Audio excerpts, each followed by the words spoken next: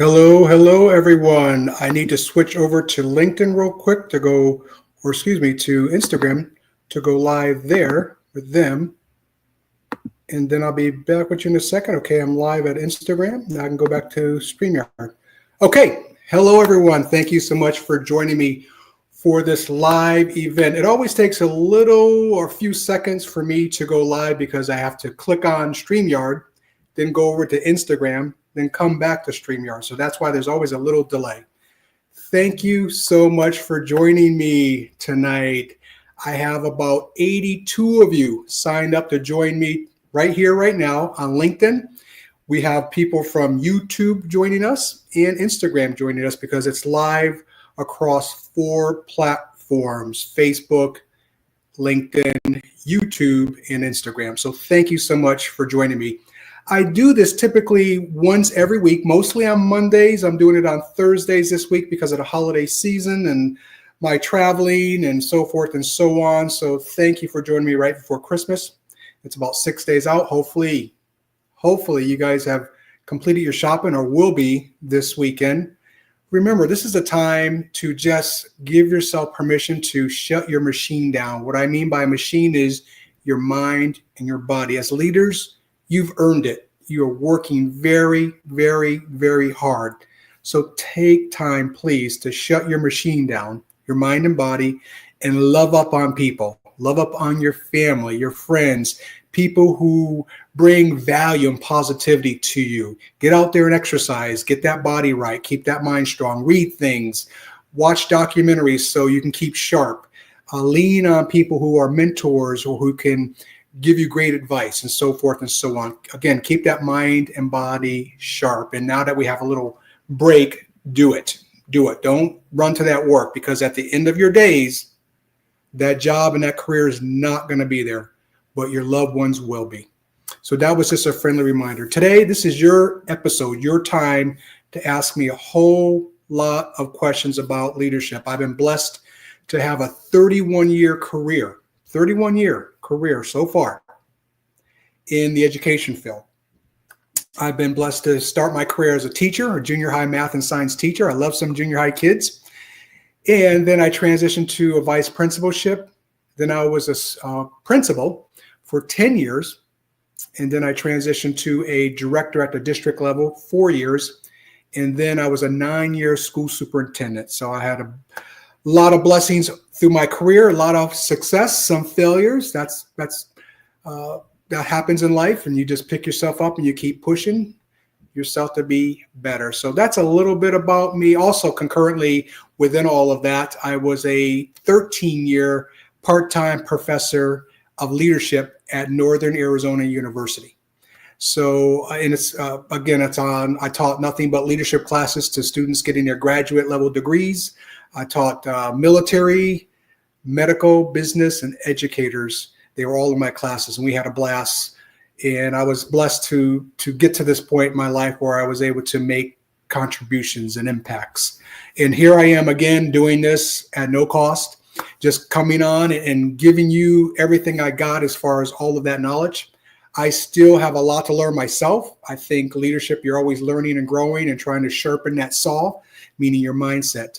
So I am wide open for questions. Feel free to, in the chat, just put in, or in the comment sections, put in comments, and I will ask as we progress tonight. The first question is from someone who asked me about a week ago. She may or may not be joining us tonight, but she said, can you, during this live event, talk about how can leaders help with teacher stamina? And just because I'm using a lot of educational examples tonight doesn't mean we can't talk about the business field or the medical field or the sales field and so forth. So I want to answer a question. Again, how as leaders do we help teachers with teacher stamina? Because today there's a lot of things being thrown at teachers. And so how I used to work with teachers is, imagine this is your full instructional day, 6 hours. It's about 6 hours teachers teach every day. Then there's all these mandates now from the state. So you have to teach character counts, bullying, suicide prevention, so forth and so on. And then you go from here to here in your day of being able to teach. Yet society wants you to have A schools. They want the best schools of all time, but they don't give you time to teach the students what they really need because of all the other mandates. And politicians don't get it because they're not in classrooms. They should be required to be in classrooms twice a month just so they get a gist and then go back to the Capitol and make educational decisions because they were in the classrooms. So to answer this, how can leaders help teachers with teacher stamina? My answer goes like this. It's twofold. It comes from both parties, the teachers and the administrators. It has to be a collective with both of them. It can't just come from one side or the other. Teachers have to understand that when they get into the field, what they're getting into. There's a lot of responsibilities, making sure you teach all the standards and that the students master those standards. That's what we're guaranteeing when we have kids in our classrooms, that if little Anthony enters your classroom and you're the teacher and it's fourth grade, we'll say, at the end of fourth grade, I should know all of the fourth grade standards. This way I'm prepared for fifth grade and so forth and so on. So you have to understand that is your job. And within that job, you're going to have to be working and partnering with parents. And parents can be a little tough these days. They're more on the side of kids versus the side of teachers. So you have to build that relationship and that respect and have that rapport and that constant communication and be an open door teacher. Also, teachers have to understand you only get so much autonomy as an educator, because there's governing board policies, there's practices, procedures on campuses that you have to follow. So if this is your day or career, you're only going to get about 20% autonomy. 80% you have to follow a certain structure. So if teachers can really understand all that they're getting into, I think it would help with their mindsets to say, yeah, this is what I signed up for. This is my purpose. I'm all in, and I know it's going to be mostly success, but it's also going to be somewhat rocky. Now, on the other hand, leaders have to teach teachers with dignity, with respect. We have to build them up, provide those resources, provide those professional development classes to make them better. And then if we have these two parties really doing things at a high level, you'll have teacher stamina and leadership stamina in the education field. You see where I'm getting at? It has to go both ways, where teachers understand their role, leaders have to step up and understand their role. And they can't be doing this. There's a lot of us versus them, and I never understood that because we're on this in education. I never understood that in education because we're all on the same team. There should never be this in business, in the medical field, but egos, power, influence, authority get in the way. We got to stop that as leaders. So leaders have to do their job with support steps and accountability. And teachers have to do their job with making sure kids learn standards. They communicate with parents. They partner with parents. They're doing the best they can. They understand there's only going to be so much money they're going to make in their career, because when you're a teacher, you make between X and Y. Pretty much teachers make 38 starting to 55-ish right in there, depending on the district. If you want to make more money, then you have to step into leadership, and you have to be prepared to do that. Just don't step into it because you want some money. So hopefully I answered that question of how do we as leaders prepare teachers for teacher stamina? My answer has to be twofold. The teachers have to understand their role and maximize it. And the leaders have to step up and understand their role and support the teachers with dignity, resources, professional development. If there's a problem, let's fix it together. If you can't explain, you can't do it. It's a policy issue. It's a practice. It's a procedure. But both parties have to come to the table, communicate, and help each other out. So, okay, I don't know what happened there if we had a technical glitch. So send in the questions. I would love to answer. This is your time to ask me any type of leadership questions. I'm going to start with a story as I wait for questions to come in. There's this barbershop in Middletown, Connecticut, and it's a popular neighborhood, and people over the state of Connecticut know about this barbershop, and they go to it from time to time because they have this great barber named Sonny there who does a great job. He's kind of famous not only in the town, but across the state of Connecticut. And his fame is starting to grow outside of the state of Connecticut. So this one customer goes to the barber shop to get a haircut, walks in, asks for Sonny. He just happens to be available. Says, can you cut my hair? I need a cut XYZ way. Sits in the chair. Sonny starts cutting his hair. After a while, in front of the barbershop is this big bay door or window. And he sees this young man playing in front of it. And he taps the customer on the shoulder and says, see that young man out there? He is the dumbest kid in our town. The customer chuckles. He goes, no, I'm going to prove it to you. So Sonny walks over to the bay window, knocks on it, calls the young man in, and then walks him over to the cash register and says, young man, you have a choice between a free $1 bill or 2 quarters. The young man happily takes the 2 quarters and runs out the store. Sonny walks back over to the customer, begins cutting his hair again, and says, see, what did I tell you? This young man is the dumbest kid in our neighborhood. The man after the haircut, the customer after the haircut leaves, just happens to see the young man across the street and walks over to him. And the young man is walking outside of an ice cream shop. When he sees him, he walks over to him and says, young man, you had a choice between the $1 bill or the 2 quarters. Why did you choose the 2 quarters over the dollar? The young boy goes, see, the barber thinks I'm stupid. I know if I take the dollar, the game is over with. So I continuously, week after week, take the 2 quarters so I can get free ice cream every week, sponsored by the barber. So perhaps sometimes in education, we think our kids are not as smart as they really are. Perhaps we think our colleagues, our peers in the workplace, no matter if it's business, medical, educational, or beyond, we think they're not as smart as they really are. And perhaps we think ourselves at times, that doubt and that fear sets in, we think we're not as smart as we truly are. Folks, I'm here to tell you, you deserve a seat at the table of whatever organization you're in. You deserve that seat. You worked really hard. Now that you're there, my question to you is, are you going to be good or great? Did you catch that? Are you going to be good or great in the position you're in? Are you going to make an impact? Are you going to contribute? Are you going to help others achieve?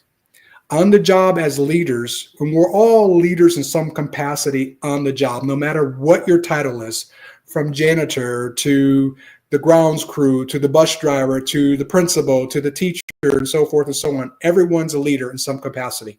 And while you're doing that, you want to be great. You want to be a true teammate, as I call it. And everyone should be walking side by side with you, not behind you. There should be no followers in leadership. None. Everyone's walking side by side, and everyone's a leader in sub capacity. So now that you're at the table in your organization, are you going to be great? That's my question to you. And then what are you going to be great at? What are you going to be great at? I encourage all of you to let your body of work shine for you. Let your body of work. You don't have to go to work in an organization and be cutthroat, be mean, be a jerk, not help others, not share information, lift each other up. That's the whole goal, that the team, everyone does their part for the collective, the team, to do great. And again, everyone's a leader and everyone's using their body of work to shine. So just think about those things as you work. Think about how you're going to insert what I just said into your daily practices as a leader. No matter what your position is, again, you are a leader in that organization. I want to use this PowerPoint to talk about some additional things. Hopefully you can see. I'm going to enlarge this a little bit. If there's any technical difficulties, or if you can't see, put that in the comments and I will make the appropriate adjustments. So what is leadership? Let's do this here.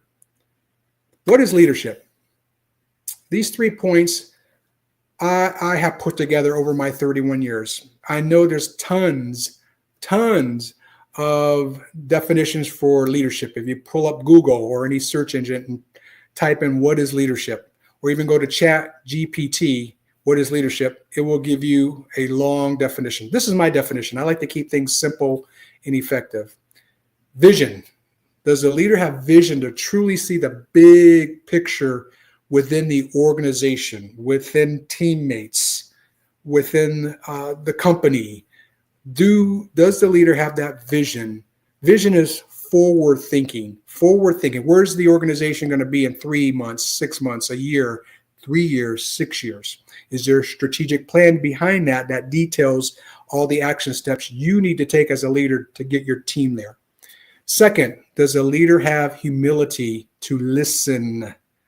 I find this as a big problem in the education field, educational leadership, where people struggle with humility. They get that big position, vice principal, superintendent, assistant superintendent, director, and their head swells up. There's no room for that, folks. Your body of work is just beginning. You haven't accomplished anything, plus you're a servant leader. You're there to help others grow, reach their potential, get the right people on the bus in your organization, off the bus in your organization, or in the right seats in your organization. That's taken from Jim Collins' Good to Great research. I'm seeing a lot of people struggle with humility. Gentlemen, this is a problem I see with you in my 31 years. I'm talking if you're on the mean side of leadership. Mean leaders and educators are, I'm talking about gentlemen, are either jerks or cocky. There's no room for that. There's no room to be a jerk or cocky. Why? You're just hurting yourself and your team. People are going to leave your team. You're not going to have that growth. You're not going to get to your result. Ladies, the mean side of leadership, what I see is you being mean.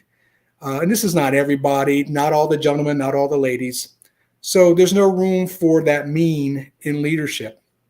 On the lady side, there's no room for being a jerk or cocky on the gentleman side. Those things aren't needed. You're not going to get very far. You're going to lose teammates, like I mentioned before. You're not going to get a result that you need. The third part of leadership, this is my 3 as far as my definition of leadership. Confidence. Do you have the confidence to put things into action? I see a lot of leaders struggling with confidence. So recently part of what I do now is I work for a school district coaching school principals. And then I do consulting as my other work, working with organizations to build them back up in various areas. But confidence, I'm seeing a struggle with leaders. So this one leader had said, we put together this strategic plan, she and I together, but she's scared to reach the goals within it because what if she fails? Well, that's part of the journey, is you put goals right here. And if you get there, you fall, you pick yourself back up and you keep pushing. You get there, you fall, you pick yourself up and you keep pushing towards that goal, and eventually you'll get there. And it may take 6 months, a year, 2 years, but you're always striving toward that goal, that result. And it's okay to fail on your way through the journey. But you course correct, you pick yourself up, you find out what went wrong, how can I fix this, and then you keep pushing forward. She had a favorite team, and I brought up her favorite team is the New York Giants. And I brought that up. I said, your New York Giants, every year, what is their goal? And she goes, to get to the Super Bowl. And is that every year? Yes. So take that and translate it to, or transition it to your leadership. Every year you want to get to your Super Bowl of goals. Every year. And if you fall short, that's okay. But at least you strive to get to that Super Bowl of goals. So don't be afraid to strive and get there and fail on the way there, because you eventually will figure it out and you eventually will get to your Super Bowl of goals. So these are the 3 things I define leadership. Put in the comments what you define leadership as. So vision, humility, and confidence are 3 keys that define leadership for me. I'm going to switch out of here and see if there's, okay, there we go. Let's go to another. Now, these are additional components that help out with leadership. Leaders focus on high leverage items. You hear the term, go for the low-hanging fruit. And that's cute and that's great when you start leadership. but you don't want to hang out there. You want to strive for the high leverage items. What can you get the most return on investment in? How can you make the biggest impact, the biggest bang for your money? So shifting your mindset as a leader, when you start out, the low hanging fruit is great. It's available. It's right there. Your show steps, momentum. But then you want to transition to the high leverage items where they're a little bit out of reach, but they're better for the organization. They're bigger for the organization. That result is higher. So think about that as a leader. Also, approach leadership in a bite-sized format. A bite-sized format, meaning small chunks. There's a saying out there, you can't eat the whole elephant, you eat it in chunks. It's something like that. I'm paraphrasing. Approach things in bite size. In bite size. Leaders' mistakes come when they try to tackle the entire project or get to the whole goal in one step when there should be many steps to get to that goal. The third, co-create. And I put, people don't knock down fences, they help build. You want everything that you're working towards to have the voice of your other leaders in the organization. Remember, everyone's a leader in your organization in some capacity. So they should be giving you input. Now they have buy-in, they have ownership. Co-create with your teammates, This way it comes from everybody in the organization, your secretaries, get them involved. Again, custodians. People appreciate that because those people who are so-called classified, like secretaries, landscapers, bus drivers, they may not have the degrees we have. They don't feel valued. They don't feel appreciated. So when you bring them in, now you're adding value. Because you're asking them, hey, can you be on a calendar committee? What's your input? How do you think? You see things differently than we do. Talk to us. Get them involved. Now they feel like a team. They feel like a teammate. Other key components in leadership. Have the courage for bold change. Sometimes you need bold change. And you got to be careful with change, leaders, because you don't want to change things every 6 months, every year. Give things time that you bring into the organization, maybe a framework, a program, an idea. Give it time to marinate, to grow, to blossom, to see if it really does work and fit within your organization. The mistakes some leaders make are they just change too often, and employees just give up. Oh, this is a new thing that's going to change in 6 months, so why should I invest my time in this? Because I know the leader's going to change it in 6 months. Give things time to grow. Make sure you research it, make sure it fits. Because some things may not fit in your organization, and some things do fit perfectly. And then don't use the excuse, well, another leader tried the same thing 10 years ago and it didn't work. Well, maybe through your leadership, it can work this time. Sometimes it takes time for those things to mature and fit within the organization at the right time and place. Also, they progress monitor systems. Systems are processes that you utilize to do things. So what systems do you have within your organization? And then you progress monitor to see if there's growth. Are you using it right? Do we need more training? Always keep an eye on your systems and have some type of objective measurement or progress monitoring for it. And then on this slide, keep things simple but effective. I think I mentioned that earlier. Some mistakes leaders make is they make things too complex, too complicated, I know a superintendent who has this 30-page strategic plan. You don't need 30 pages of strategic planning. You need maybe 2, 3, 4 pages. You get to the point when it comes to strategic planning as you co-create together that strategic plan and you make it simple but effective. 30 pages, no one's going to look at it. No one's going to care. It's too much.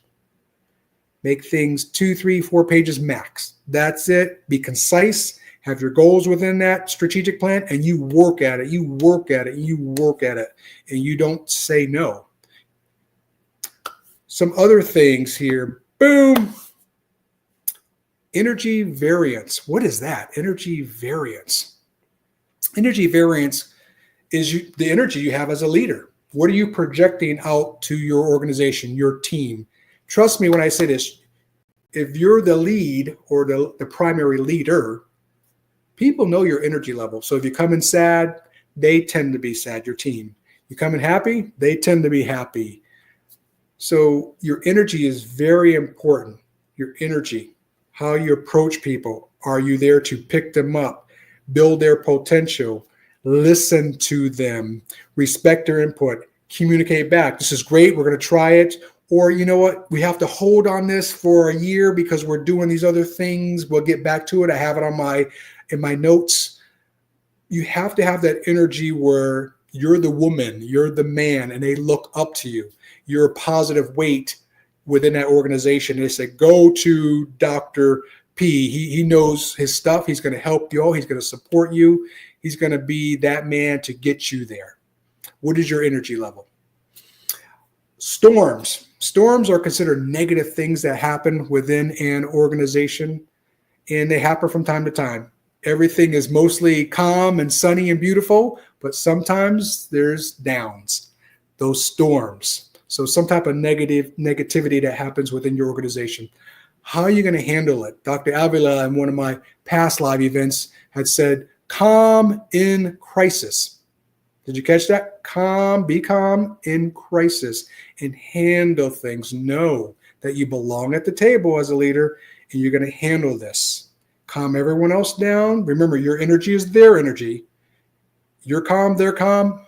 All right, let's be calm in crisis and co-create to problem solve this problem.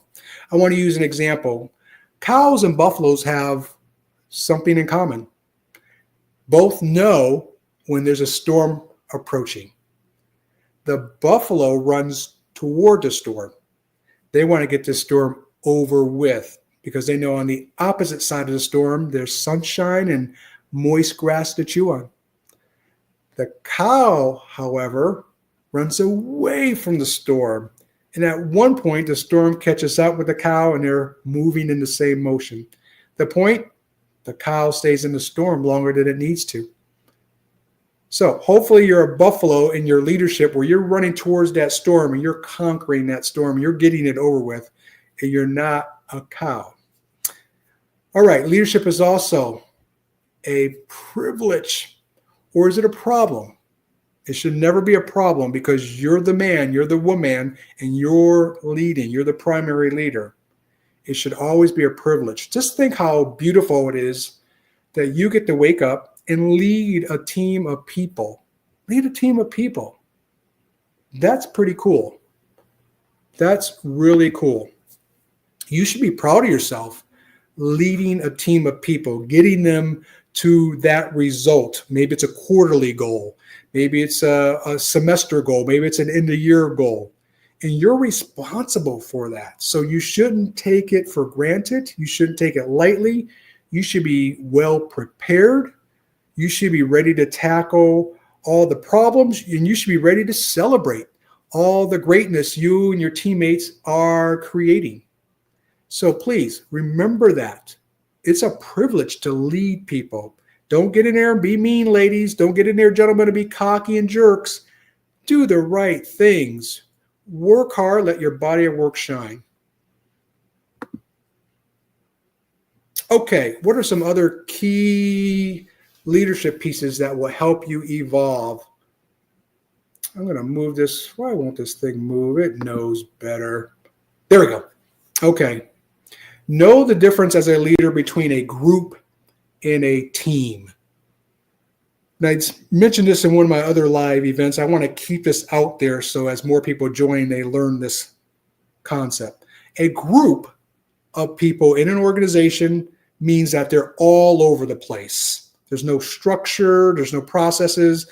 You got people going this way with the mission and vision, people going that way with the mission and vision. They're thinking differently. They're not on the same page. That's a group. And I cringe every time I watch the television or I listen to a leader or presenter talk about, you have a great group of people. Oh, really? What you want is a great team of people, meaning everyone's going in the same direction. If you think of arrows pointing in the same direction, you're on the same page with things. And that takes leadership. Sitting everyone down, co-creating. Now everyone has a voice, input. Everyone knows what's going on, what the goals are, what direction we're headed in. We're speaking the same language. That's a team. And if there's a breakdown, you're there quickly to build that one person back up or to build that team back up. So that's the difference between a group and a team. You have to understand that, please, as a leader. Also, what is a leader versus a manager? Because people think it's the same thing and it's not. A manager deals with the daily complexities of the job. They pretty much sit in the office. They're on the computer messing around with emails and voicemails and pushing paper, and they're not out there with the team in any capacity. And then when there's a fire of some sort, meaning a negative thing that happens, a storm, then they finally get out of their office and they go help out with the problem. But if they were out there to begin with, maybe the problem would not have occurred. So that's a manager. A leader is out there with the team. They've already strategically planned, co-created together. The team and the leader knows the goals. They know where they need to be at the 3-month benchmark, the 6-month benchmark, the 9-month benchmark, the 3-year benchmark, and so forth. Everyone's working in sync. And they're out ahead of things, working with the team. They know where the organization should be in the future. That is a leader. They're more visionary, and they're part of the team as it's growing and learning and making mistakes and picking each other back up. So did you catch that? There's a big difference between a manager and a leader.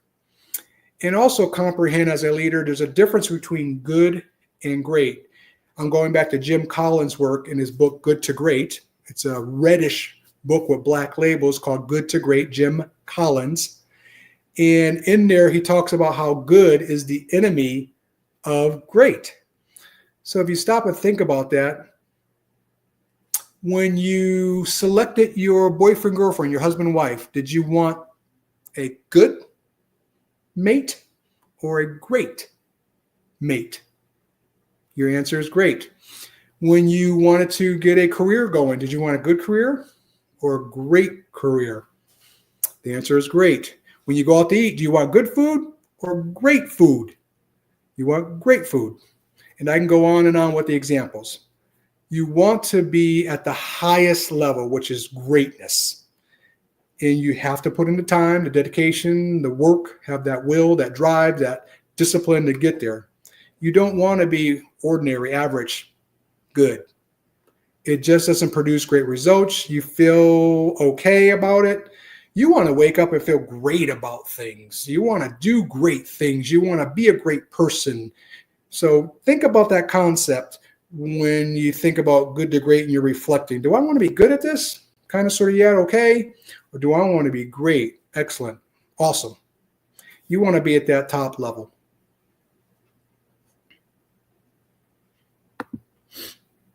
All right. Send me your questions. I'm still waiting for some of your questions. I know there's a lot of people out there who do not think that any question is bad or stupid. It's not. It's just not. Oh, a question just came in. Okay, this person doesn't want me to show their name on the screen. That's okay. I don't have to do that. But it says, what makes a tough leader? This is a good question.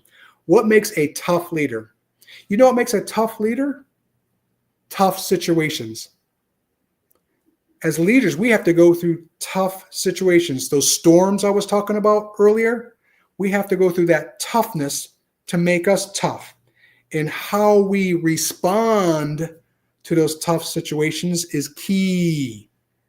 If we push it under the rug or ignore it, or we don't want to deal with the hassles of things, you shouldn't be a leader, because tough situations are going to come from time to time. Remember, leadership, like life, is not always going to be roses and wine baths. There's going to be some hardships, some hard times, some tough moments. And when those tough moments come, calm in crisis, and you have to respond in a positive, productive, effective way. And that makes you tougher as a leader. Thank you for sharing that. That was a good question. So my challenge is to you right now. What is one big thing? Let me move this out of the way.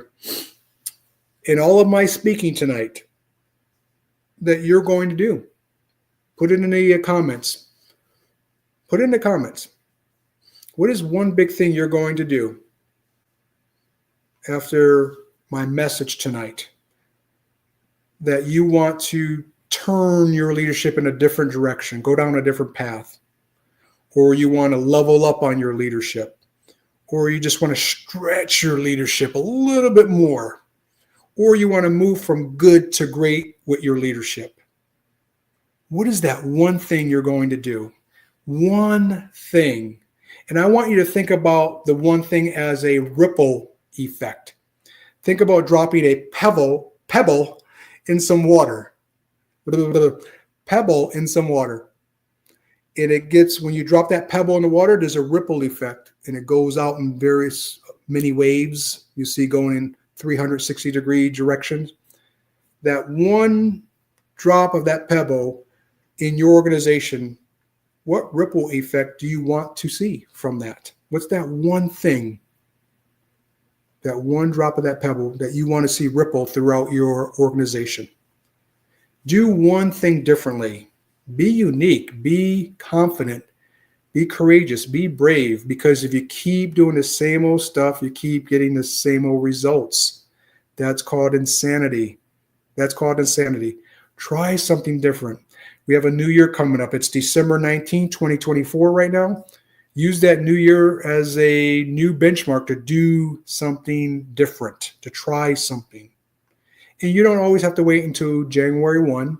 You can do this at any time. You may say March 1st, I'm going to do something. May 15th, I'm going to do something. Over the summer, I'm going to learn, grow. So then when the new school year or comes around, or when I return to work in the business field or medical field, I'm going to try this one thing. I want to get a higher rate of return on the work I'm doing. What is that one big thing? I want to challenge you. I want to challenge you because, folks, to be honest with you, in my 31 years, I'm seeing leadership head in the wrong direction. It's heading downward. It's regressing. It's regressing. We got more managers out there than leaders. We got more people out there with egos, with power, with influence and authority, using it the wrong way. Using it the wrong way. And it doesn't have to be that way. We should all be striving to push ourselves. Weekly, if not weekly, monthly. If not monthly, every 6 months. What is that benchmark? You want to do something different, improve, evolve, push yourself to be better. So think about that.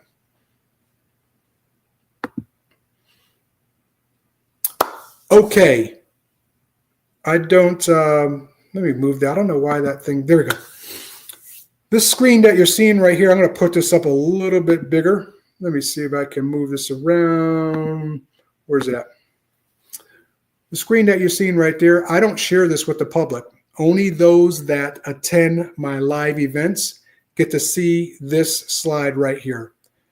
If you want to push yourself a little bit more, I have courses, just 3 simple courses. They're not super hard. I just simply ask you in those 3 courses to insert what I'm teaching you into your daily practices. And it's going to make you become a better leader. It's going to challenge you to become a better leader. There's simple things. And so here's the QR code. I encourage you to go there and try them out. They're simple but effective little things to insert, again, into your leadership daily practices. Let me go back to the screen here. Here's a way you can contact me. Hopefully you can see this. It's kind of, let me move this layout here. Where's this layout? All right, let me do this. There we go. Okay. All right. If you have questions, there were a lot of questions tonight. Maybe some of you are shy. Email me. You have my email right there in front of you, my website. You can contact me. On my website, it tells you the services I provide. I do instructional coaching for leaders. I'm a leadership coach. I do organizational training, and I do inspirational speaking. And they're all listed on my website. Email me, contact me if you have any questions. Also, another way you can contact me is my YouTube channel. I know it's not a contact platform, but you can go on my YouTube channel, Dr. Anthony J. Perkins. I have on there my Be Better podcasts. You can learn a lot from my Be Better podcast episodes. I also have these live episodes on there. And I also have inspirational videos on there. So a lot of things you can pull and grab one or two things to insert into your daily practices. I'm also on Instagram at PerkUp67. There's a lot of things on there. You can contact me through there. And then I'm on Facebook. You can also contact me through Facebook. So there's a lot of avenues to contact me. Let me exit out here. And let's see. I think that is the last. Yeah, that is the last. There we go. So hopefully you learned some things. You had some takeaways. And you can do that one big thing. Since I am new to this, is I think to my 7th episode, and this was for you. There was not a lot of questions tonight. That's okay. I know there will be in the future. That's part of growing this. Your Leadership Sucks, the Ultimate Leadership Q&A, you ask, I answer episode. And when I say Your Leadership Sucks, your leadership doesn't suck. This is just a title for social media. It's just a catchy, mind-grabbing title for social media. That's all that means. But under that is, I have a subtitle, which is the Ultimate Leadership Q&A. You ask, I answer episode, and it tells you what I'm doing that week during this episode. So don't take that personally when I say your leadership sucks. It's just a cutesy little thing for social media. Everyone, merry everything, everyone. That's my statement for this holiday season. Instead of saying Merry Christmas, which I don't have a problem saying, merry everything, everyone. Be safe out there. Know that you're blessed. Take time now during this holiday season, no matter what field you're in, to take some time off, reflect, refresh, reset, get that mind and that body right. So this is 100% your machine. So you're 100 for everyone else who's in front of you, personally and professionally. Be blessed, as I think I said that before, and have a great holiday season. End the year on a strong note. Do something special, different. And don't forget from this episode tonight, do one thing from what you heard tonight. I'm pushing you to be better. Everyone, I will see you next year in 2025. Thanks for joining me tonight.